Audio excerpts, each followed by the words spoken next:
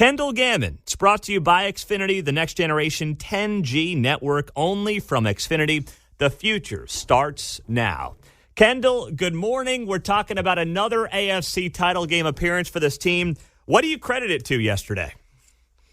You know what? I think it's the offense getting on track and doing something that I didn't think they could do, and that's why I had picked them not to lose 24-23.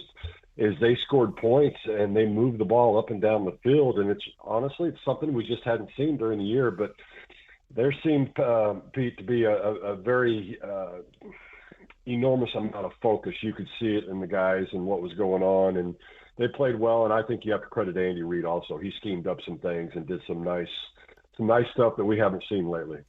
Yeah, I mean, it's amazing what happens when you actually catch the football when you are a wide receiver, right? MVS, no drops for Kelsey. I mean, when the guys catch the ball, the offense looks a lot better, Kendall. I'm stating the obvious tongue-in-cheek, but it's true.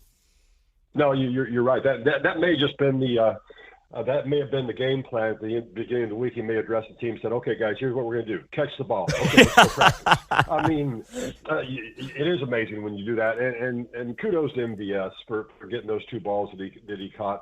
And honestly, we've given him hell, and he deserved it at times. But the one thing that they have talked about throughout the year, believe it or not, is how well he's continued to block, even when things haven't been going well, and that's helped the run game a little bit. And people don't realize sometimes how important wide receiver blocking is to the run game. So, good for him for keeping in there, and good for Patrick Mahomes for when he gets to him and he knows he has him, singled up and can go over the top of people. He gives them the chance to go make that play. Mm-hmm. So, Kendall, you look back on yesterday and the Josh Allen, Patrick Mahomes rivalry. It was another classic. Who knows? It could have gone to overtime. Mahomes would have had a chance to maybe win the game at the end of regulation if the Bills hit that field goal. Where does this rivalry between these two guys stack up for you as someone who's been around this game, who's obviously played this sport at the highest level, and then has covered it as well as an analyst?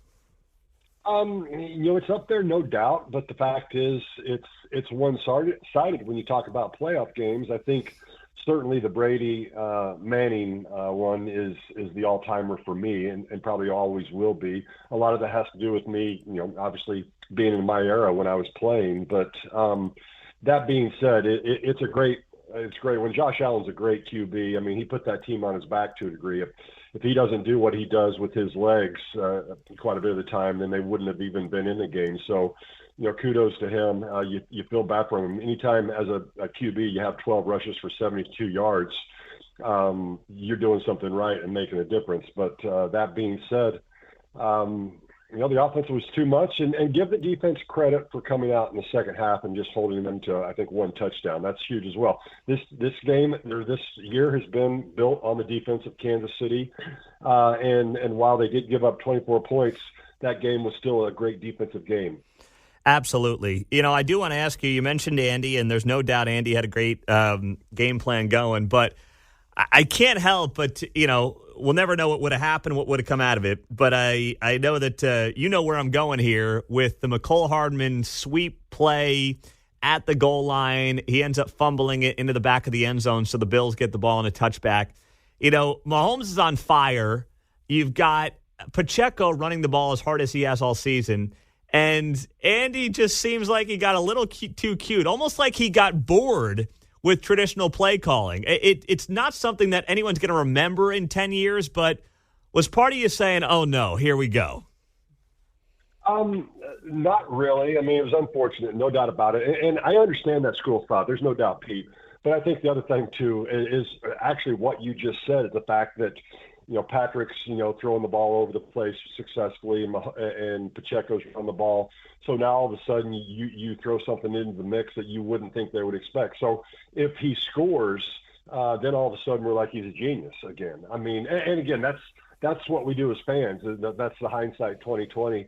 But I do understand completely, because the Chiefs they were running it down the throat of Buffalo, and kudos to that offensive line. Kudos to the fact that, I think Allegretti had to come in at left guard for Tooney, who had a left pec injury, and you had a few, Willie Gay goes out, so you have Drew Tranquill once again steps up. Again, I would say the most important offseason signing that there was. So this is just a lot of players stepping up, and We said it also. Anytime you have Mahomes and you have Andy Reid, you've got a puncher's chance, and they had more than that, obviously, yesterday. You mentioned Drew Tranquill. I saw him go viral on social media last night because he was getting snowballs thrown at him after the game by some Bills fans, and he put up on social media that if he had caught the snowball, he would have thrown it right back at the Bills fans. I don't know if you have any memories playing in Buffalo when there's snow on the ground and they're throwing snowballs at people, but anything you can share on that front? That's got to be, I mean, if you're a player, you saw Mahomes dodging snowballs after the game as he's trying to give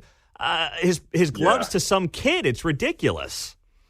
Yeah, it's amazing. Again, the fans sometimes they're pretty emotionally invested in it. I speak for a lot of corporations all over the U.S. and I tell one story all the time about with Oakland going into the black hole, and before a game, I would give a kid a ball. Didn't matter if they had, a Raiders jersey on or a Chiefs jersey. And I was in that black hole, and I was walking towards that to give it a kid a ball.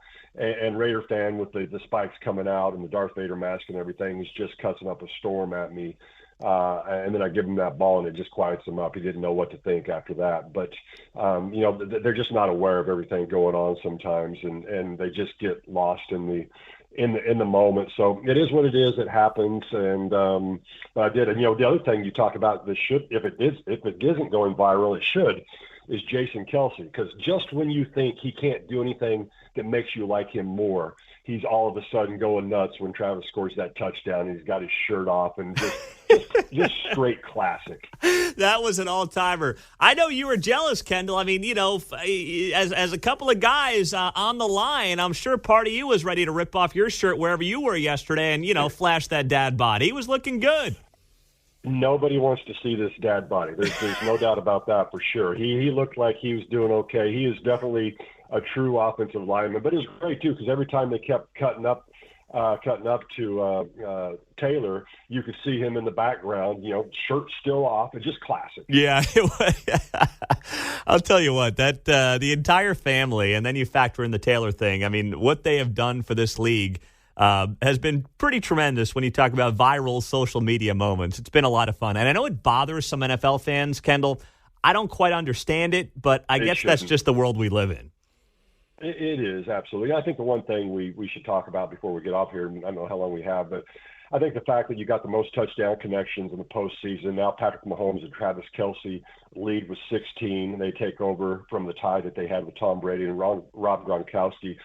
I just think that's a really cool stat and just tells you about this dynasty that is the Kansas City Chiefs right now, those two guys.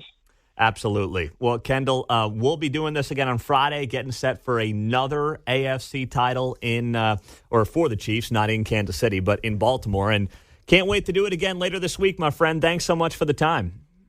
You bet. Take care. All right. There you go. That is Kendall Gammon on KCMO.